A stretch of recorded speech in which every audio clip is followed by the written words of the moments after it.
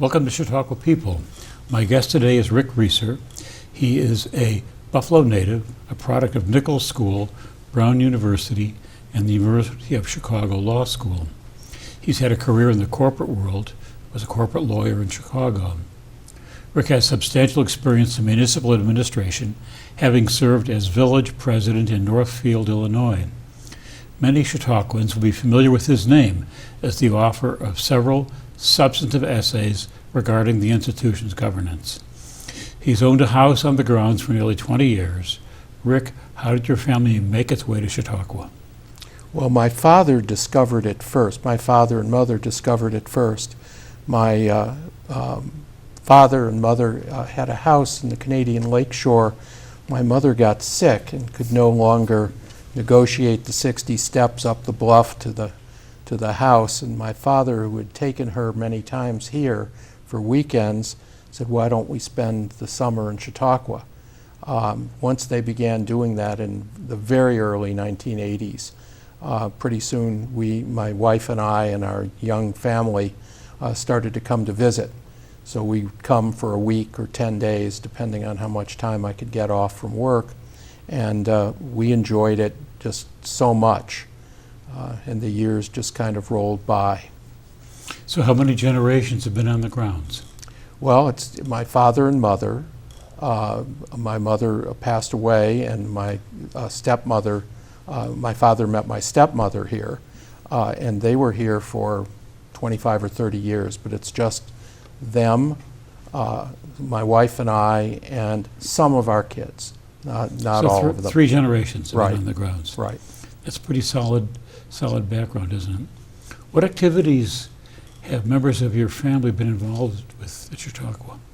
Well, when I first got here, I started out by being involved in a thing called VACI, which was the visual arts at Chautauqua. We've been art collectors for a long time, and I thought that would be interesting. And then my wife got involved, particularly in theater, and dragged me along, and it was wonderful. So for years we've been involved with the Friends of the Chautauqua Theater, and originally it was called Adopt, now it's called Connect, but we would have the conservatory students, usually one year two, that we would kind of shepherd around the grounds and make them feel comfortable while they're here.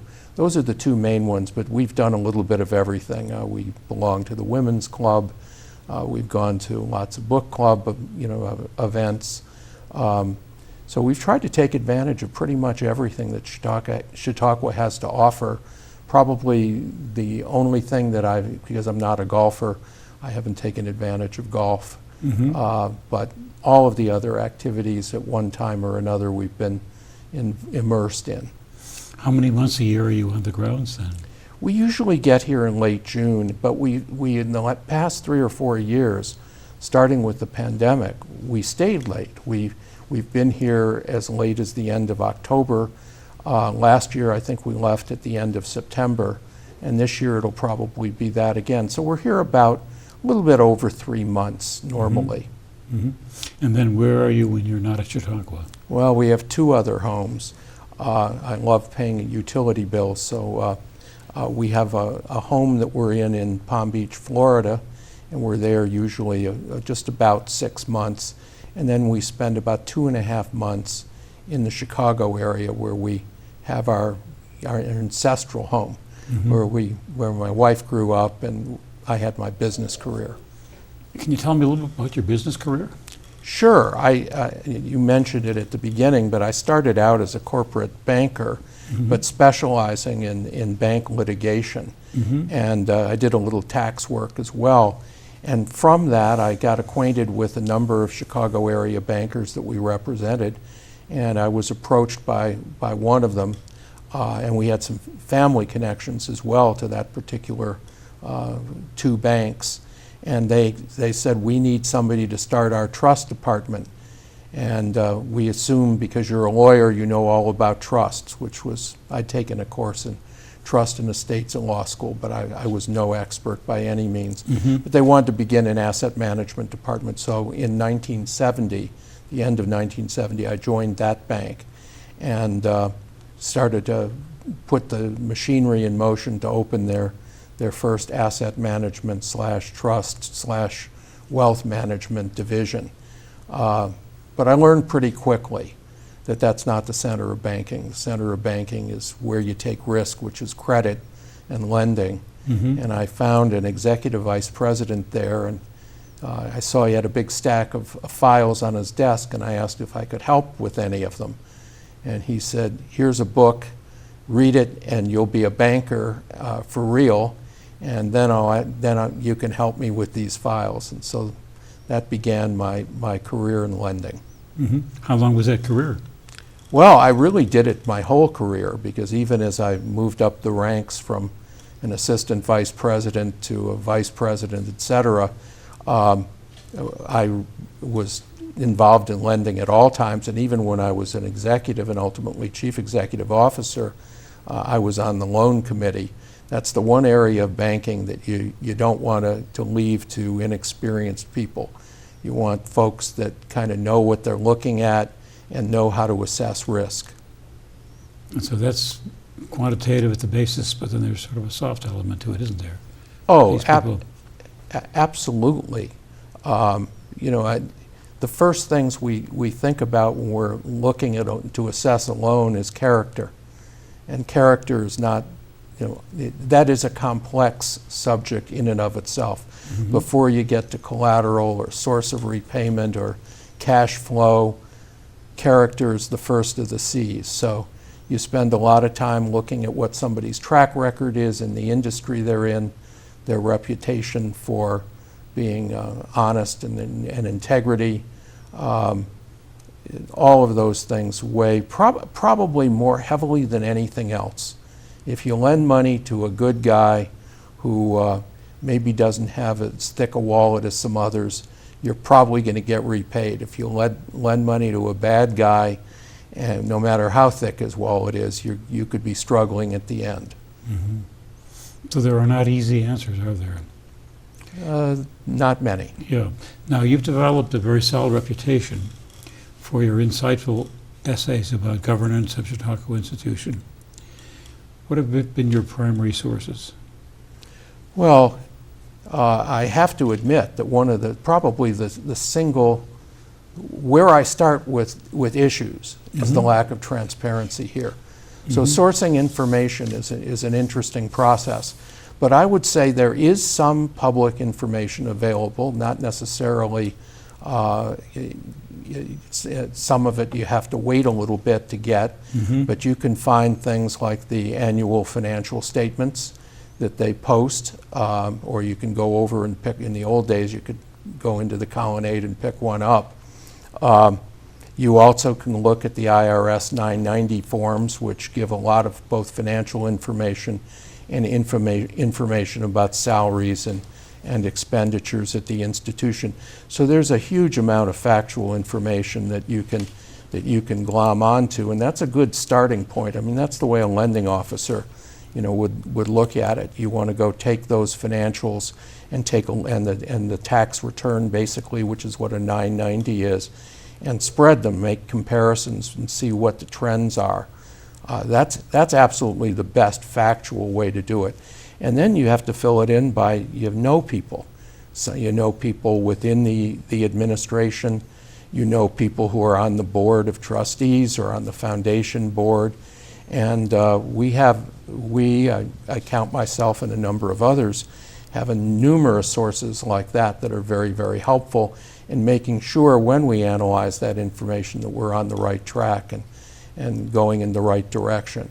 And some of it frankly, is rumor and innuendo. It's not something you want to use. I mean, one of the reasons the Chautauqua News has been so effective is because they're a parody newspaper. They can say things that they don't have the second source on. Maybe they only have one source. It's not good journalism, but it's a good way to at least get the institution. If you say one thing and it happens not to be exactly right, then usually they'll respond and say, "Oh no, you didn't get it right. Here's what it really is." And usually that's spun a little bit, but at least you now have multiple points of view to look at. How do those responses get delivered? How do How does the institution come back? Do they pick up the phone, or do they Well, write letters? it's gotten better and better, I have to say, and they now have a new thing called fact check, where they, if they feel that, first they field questions there, but in addition to fielding questions, they issue correctives. And even those you have to take with a little grain of salt, because they're going to offer their best excuse or defense or whatever. But nonetheless, they're beginning to respond. So there are all sorts of, it's a small community, and it operates the way any small town does. One person tells another, and then you pretty much go out and try to make sure that what they're telling you makes some sense and has some validity behind it. We don't always get it right, but we certainly get the conversation going, which is what we really want. In an ideal world, there would be much more transparency from both the colonnade, which as you know now is locked up, and from the Board of Trustees. But as a result of what myself and a lot of other people have been doing, they have been quicker to release information, for example, about what's happened at a board meeting. It used to take them weeks, maybe months. In fact, that's one of the bases for the problems they had when the AMP project was announced, and it turned out that they weren't just rehabilitating it, they were replacing it with a replica. That information did not come out promptly. It turned into rumor and gossip, and the rumor and gossip turned out to be true. And a lot of people, and me included, were very upset about the fact that we weren't told what they were really doing. It wasn't that we objected to it, it was the withholding of the information. And that was one of the reasons why there was so much commotion back in, I think it was 2017. Right after I went off that position. Right. Because I thought that there was greater transparency than you described, and it probably was not adequately communicated. The rebuild came where you do so much remodeling, and then you had a point where everything has to be up to code, and that changed it. Such things as the pitch of stairs and the like. I don't think that was the problem that people had identified. I think it was taking down the roof. For some reason or other, there seemed to be a great attachment to that roof. But what it really meant was all that was left was really the organ. Yeah. So that was not what people expected. People thought that they were seeing something that was going to be rehabilitated. Some of them hadn't looked too closely at it. But there were two other groups that kind of coalesced at the same time that created the groundswell. I mean, one of the groups were the historic preservationists, and a second group were some people who had been very generous philanthropists to Chautauqua, who felt that they were not being consulted the way they deserved to be consulted. So you had three things coalescing: the preservationists, the philanthropists, and then people like me who were most upset about the fact that the information wasn't publicly revealed in a timely manner. How should they have done that? The minute they decided that it was going to be more than a rehabilitation, they should have announced it. But they kept that information to themselves for something like 6 weeks. It wasn't an incredibly long time, but it was long enough. And what happens is, if you have a period like that of 6 weeks, the rumor mill starts to work in overtime. The drums are beating, and as the drums are beating, people are getting more and more upset about what they don't know, and trust is destroyed. And that's what happened, and that's what caused the institution to, I won't say they backtracked, they kept going forward, but they brought in experts to mediate, to have group meetings, to bring the community together to really understand what it was they were trying to do. That should have been done first.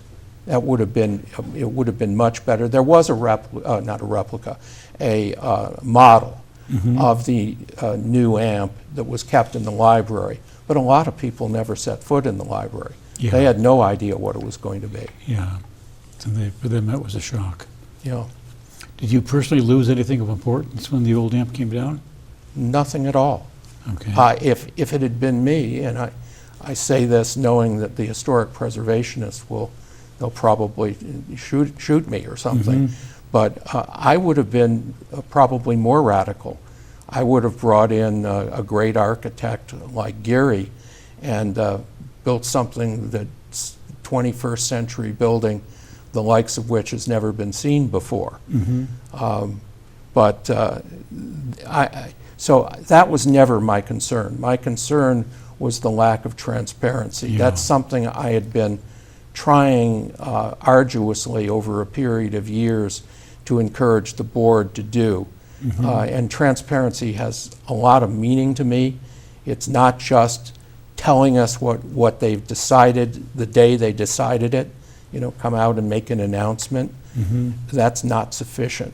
My experience as a village president taught me that you need the kind of transparency that a municipality or a part of government offers, which is that you have an agenda that's detailed enough so people know what's going to be discussed at a meeting. Hopefully that meeting is open and it can be attended by the public. In this case, primarily property owners are the ones most interested, and they're members of the corporation for which the board supposedly exists. So you need open meetings. You need an opportunity at those meetings for people to get up and say their piece. It gets buy-in. If nothing else, they go away feeling better. And occasionally, from my experience as a village president, somebody comes up with a great idea that you wouldn't otherwise have thought of. And finally, it builds trust and it eliminates the rumors and gossip. In fact, I know the Colonnade and the trustees absolutely detest the Chautauqua News and have for years. The Chautauqua News would go away if everybody knew what was going on. They'd have nothing to play with, and it would go poof. So that's something, notwithstanding the fact that I think all of those would be very helpful for the institution. They're really tripping over their own feet on this. The fact is they have no interest in doing it. Isn't that sad? Now, sort of tell us how you worked in government, this president of this town. You also were chief executive of a bank. How would the leadership style for each of those differ? Oh, they're total contrasts. In business, the essence of business is efficiency. The essence of an entity like Chautauqua, not-for-profit or a governmental entity in particular, is equity. And they're very different. The information generally flows, not always. There are companies that operate differently, but historically from the top down. And the top isn't necessarily one person. It could be committees. It could be a board. And when you're on a government board, it's collegial. So you have to behave in a very different way. And you really have to get the people who are on the board all kind of moving in the same general direction. I will say, in one sense, it's harder, but it's intentionally harder because it's really about not making mistakes. It's not getting it perfect and being the leader. It's making sure you don't do something that destroys your community. So you eliminate most of the bad, but you eliminate some of the very best. And doing both, and I did both simultaneously, was fascinating. I mean, I really grooved on it for a number of years until I didn't. I was elected twice. The first 4 years, the first 6 or 7 years, You're often doing things the first time, and it's very exciting. By the end, you're bringing along other trustees. You've done it now 6 times. You know exactly how it works. For example, replacing the patrol cars, how many they buy each year and where they're going to buy them from and how it's bid out. But all of a sudden you get a question from a trustee is, well, how do you do that? And you have to stop and slow down and go and do it again. So for somebody who's slightly impatient like me, that became a little tougher on me towards the end. But in the beginning, it was great. Now, one of the things is from my time was a question as to the involvement of the trustees and legal liability. And the Enron case became one that was immensely significant. Some years ago, the model was that the trustees would hire somebody to run the institution. It would be basically hands-off. And then when Enron went under, and it was clear that the trustees or board, whatever they called them, were liable, they should have been more heavily involved. That set a case, and as my cohort left, we said the next arrangement has to be different than what we had. What kind of arrangement would you advocate for Chautauqua Institution? What level of, take a moment, what level of involvement should the trustees have? You're asking a tough question. Indeed. First, let me start with your premise. Yeah. What you're talking about, well, the result was the Sarbanes-Oxley Act in the late 90s. And I can tell you as a senior corporate officer, it changed my life. We went from a couple of us would get together, make a decision, and pretty much the board went along to, you've got to sign these documents that say you know what's going on in every department. And boy, it became the level of internal regulation and compliance went up dramatically. So that was a burden. It made it less fun to be a CEO. I can tell you that. Now, your real question, the question that I understand you asking is, how should that be applied in the context of a place like Chautauqua? Well, on the one hand, you don't want a board that thinks that this is just, you go to a couple meetings a year and it's a summer camp for adults and we all get together and we have nice parties and we'll let the CEO do whatever he wants. On the other hand, I think what happens is when you start to see failure, which I think is evident in a number of different ways at Chautauqua, then you have to intervene. The board can't be hands-off anymore. It doesn't mean that they're going to stand over the CEO or other senior officers, but what they have to do is use their committee structure as a reporting mechanism and provide oversight, just like Congress does when things go awry, and get involved and make sure you understand what's going on. And that's what I would recommend. I think, in other words, if things are going swimmingly, you're making a lot of money, you can pay all your bills, you have money left over for other things, you don't have to be, you don't have to get involved in every detail.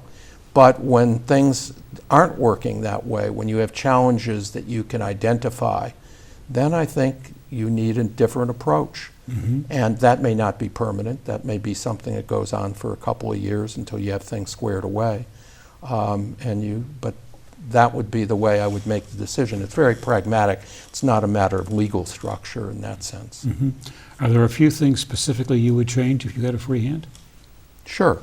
What are they? Well, the 3 things. The first one I mentioned was transparency. And since we've sort of failed, we failed at getting that, I've evolved. And I think that we have to have a different kind of democratic governance structure. As you know now, there are 24 trustees. 4 are elected by the property owners, who are the members of the corporation that presumably the institution represents, the institution board and administration are working for, but it doesn't work that way. The citizens have been ignored. Or at least great attention has not been paid to them. So transparency is one, but if that doesn't work, then we need to do something about having 20 self-perpetuating trustees and instead have more of those trustees, with the right number I'm not sure of, elected and chosen by the property owners. The second thing has to do, and this is one I've also talked about for many years, the pursuit of excellence. That everything that's done on the grounds or with respect to Chautauqua needs to be done with the goal of doing it perfectly. Now, I know that sounds harsh, and we do live in a world where an awful lot of people now require 9 attaboys for every one criticism. But the reality is that it's a very short season, so you don't have, if something goes wrong, it's very hard to get it fixed quickly. So what you have to do is you have to always be trying to get 100 on the test, and maybe you're going to get a lot of 90s, and you're going to get some 88s, and you're going to get some 93s, but at least you've tried to go for 100. And that's a high pressure kind of environment. You hold people accountable for when things don't go right. And that will encourage other people to make sure they know that they have to stay up and work their 24 hours in a day and 7 days in a week. And for 9 weeks in summer, you aren't going to get much sleep, but that's what needs to be done. So the opposite end of that is poor execution. We have too many examples of things that just don't go right. In fact, just today at the AMP stage, Jordan Steves announced who the speaker is going to be Wednesday. Why would you come to Chautauqua if you don't know who the speakers are going to be? Mm-hmm. This is one that they announced 2 days before the actual speech. We know that suddenly the cinema was closed, but we've also known that place has smelled like mildew forever, at least as long as I've been here. This isn't something that's remarkably new. You have to keep up your facilities. The special education, special studies rather, program, I don't know if it's still printed, if it's been published yet. So those kinds of things cannot happen.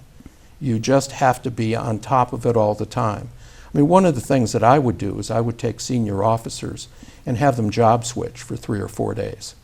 And what happens is when they're sitting in a different silo, all of a sudden they'll catch things that manager didn't catch or just has accepted, or that's the way we've always done it. That's just one example of the kinds of things you can do if you're pursuing excellence and you're willing to, and you do your best to kind of... Did you do that in business? Absolutely. Absolutely. And I got a lot of moaning and groaning from, these are senior executives, that you're making them switch jobs, and you have somebody running retail banking that becomes the auditor for the day, and the auditor goes and heads up retail banking. You send them to a branch that they haven't been in 20 years, see how the branch is being run. Those are all things that you can do. But what it does is it alerts everybody that there aren't silos, that everybody is responsible for making things go right and run smoothly. The third thing, there are other things too that in the last year or so have been very troubling, and one of the reasons that I got active again, and that has to do with the misallocation of resources. It started with this growth of almost a joke, the vice presidents. We wound up with everybody being a vice president and more of them being hired. But what I didn't get until last year is I finally figured out, as opera was closed, the opera was shrunk, the art school was closed, the theater was producing fewer events, and you started to go through the things that make this a wonderful, incredible place.